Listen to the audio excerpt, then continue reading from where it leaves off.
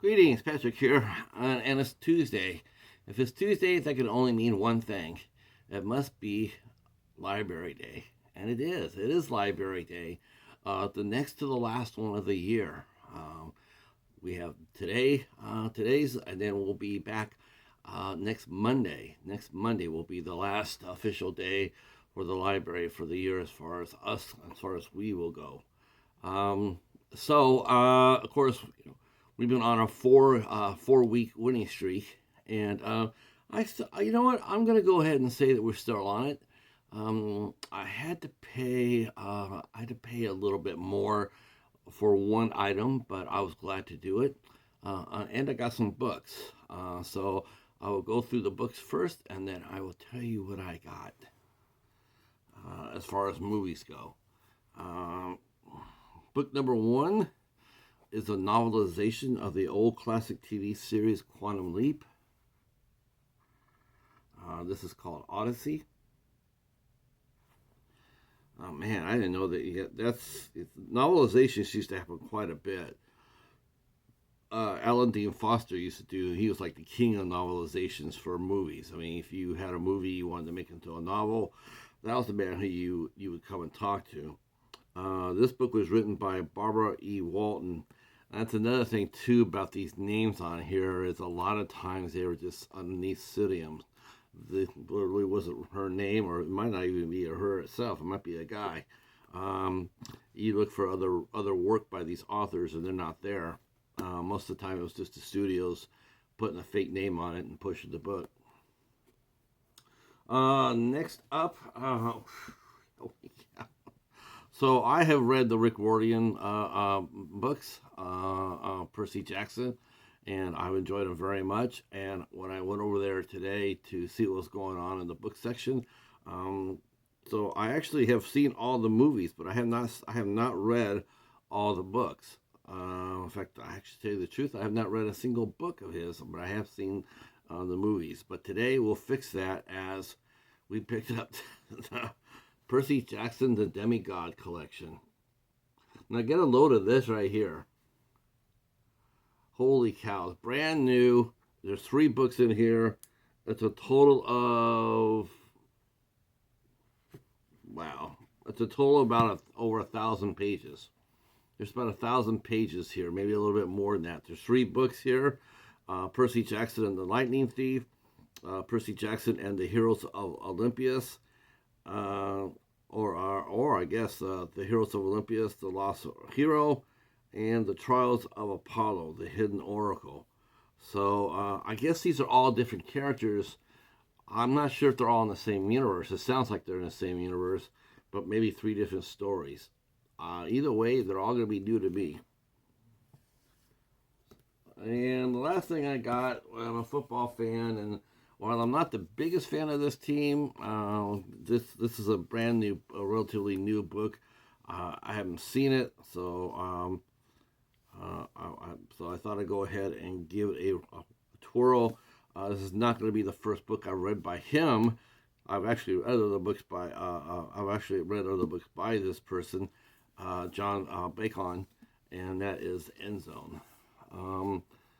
The rise, fall, and return of Michigan football. But it'll be fun. Why'd you get it then if you didn't think it was going to be all that? I don't know. Okay, so I got some movies and some TV shows and our centerpiece for the week. Last week I mentioned I had gotten some music, and this week I went back there and someone has still put out more music, so I picked up 2 more. I picked up Ben Folds Fives, which was a very popular group back in the 90s. The Complete Sessions at West 54th. Next up, I picked from 2004 a band which I had the honor of booking one of the members. We had a band called, it was the All-Star Band, and that is none other than Primus. We had Buckethead and Les Claypool come and play with us at the Edge. Absolutely one of the best experiences I've ever had in being in live music. Um, Les Claypool is the best bass player alive, or he definitely was back then. He probably still is. Um, so this is live from 2004. I'm not sure exactly where it was. This was actually filmed in Chicago and back in 2004. Unfortunately, Primus was actually touring, and then Tim Alexander needed to take a break off. Not sure if it was medical condition or what have you, but he had to suspend the tour, the Primus tour, while he got some help. Hopefully, they'll come back and finish that out on the other side of the year. Okay, next up, we got a mini series called The Last Detective. Now, I'm not sure if this is an actual TV show or if this is just a mini series. I do know there's 4 episodes in here, and that is, I take it back. There's 5 episodes. There's 5 episodes in here, and this is volume 1.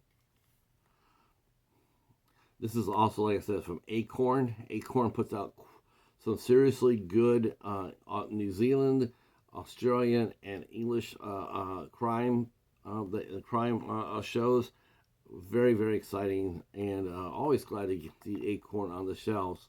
So this is the one. This is the first disc with 3 adventures on it, and then we got the second one right here. So that was a good deal, I thought. All right. So next up, I don't know if I mentioned this before, but a while ago we had a ton of English shows that came through the library, and there was a ton of some other shows that came through as well. And the lady from the library said that she was going to be holding some of it back for holiday season for to sell during the last bag week sale here in December. So not everything was being put on the shelf. She said she was going to hold out until, and so she did. And there was she held back some really nice stuff. Unfortunately, there wasn't really anything in there I really needed. Not at the prices she was asking for. She was asking for some pretty hefty prices, and I passed. But luckily today is bag week sale, so sometimes things slip through. Like me, I got the first 3 seasons of Leverage factory sealed for bag sale. So this is Timothy Hutton, along with Kristen Kane and some other team members. I actually had one of these seasons that I got from Family Video, but it's a little bit beat up. These are brand spanking new, so I went ahead and got these just for that. I do believe that Leverage ran for 5 years, and then it was rebooted a few years ago, and I think they did another 2 or 3 years of it. Good show from what I understand. Sort of like a Mission Impossible type of show. Getting in there, conning some people, cheering on, because these guys are reformed bad guys, so they think like bad guys, so they can go in there, so they're the best equipped to go in there and stop them. So this is sort of like Mission Impossible of the modern time. All right. So the first 3 seasons of that. Next up, last week I got some ER. This week I got some ER. Factory sealed. And I'll let you know what I got. I got the 6th,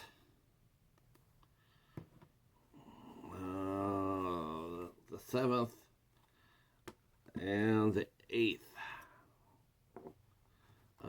seasons of ER. ER ran for 14 years. 14 years, I believe. and I think now we have passed the halfway point on it getting ER. Um, yeah, I'm pretty excited to get it. I really enjoyed the show. I really was I was a big fan from it all the way from the top to the bottom. Um, I really liked some characters were really outstanding. I think Goran. Ooh, let's see if he's here. I believe he is. Maybe not. No, but Paul Crane is. Paul Crane is. Now this is cracks me up about this. This is Paul Crane right here, right? So he was in the original RoboCop. He played the main bad guy in RoboCop, or one of the henchmen played in RoboCop. Let's see. We have Laura Innes. Laura Innes right here. She was in Deep Impact. Of course, we know Noah Wiley. He was in The Librarians, which is going to be coming back next year on TBS. The Librarians. I'm not sure if he's going to make it in there or not. I'm really curious. They just released a new series with him called The Pit, and it's supposed to be 15 hours in real time. In real time, it's supposed to be covering him doing a shift. Now I've seen that. I've seen that before. It was called The Last Shift, and it starred another actor who we actually interviewed before here. Same thing, except they didn't have 15 hours to cover it. They had just a regular movie to cover it, but it was basically covering him during his last shift of his career and how it plays out. So when I saw that, I thought that was really interesting that someone's going to try to do that. 15 hours in real time covering a real shift at a hospital. If they do it right, without going goo goo and stupid with all the drama and all the music and everything else, it could be really outstanding. Of course, it might be boring for some people because talking to enough ER doctors as I have, the ER sometimes can be very, very quiet. A lot of doctors actually like working the ER because while they have bursts of adrenaline, a lot of times it's peaceful enough for them to catch up on any studies or casework that they may need to do. A lot more than during the day or during the week. All right, so that was ER season 8. And the centerpiece, the last one I got is the centerpiece of a show I already have. I had the first season of this show, but I kind of had to get this because I don't see them come across very much. I didn't know, and I didn't know that they had come out on Steelbook, but I did pick up the first season of Game of Thrones on Steelbook. So I was pretty happy about that. That's pretty cool. And a little bit bummed out that I'm a little bit bummed out that our library person somehow got the idea that steelbooks are rather cool for collectors to collect. So she charged $5 for this, and I did pick it up for $5. But that's all right. It's a good deal. I couldn't have done it otherwise, right? Um, and it's not really not that much because I would have been paying $1 for it regardless, since it has 4 discs in it. Uh, but overall, I was pretty happy with the pull this week. Um, I guess I will saddle up one more time for next week, and then I'll take a couple of weeks off from the library, and yeah. All right. Well, that's all we got for today. Thanks for watching. If you tell me what you think of the haul, either the books or the movies, and then yeah, come back and visit some of our reviews. Me and Eric from Hey Internet, it's Eric. We are doing Mary Schlockmas. Of course, we have Dollar Theater still going on strong, and Dollar Theater Voters Edition is going on strong. So, if you want to see, if you have any comments about those, drop them in the comments below. And we do review those movies, by the way, because last week we did review a film that came from the library, and this year or next Monday, I'm not sure what we're watching yet, but will be something fun. It'll probably be most likely something from the library. So thank you for watching and your support, and we'll talk to you soon.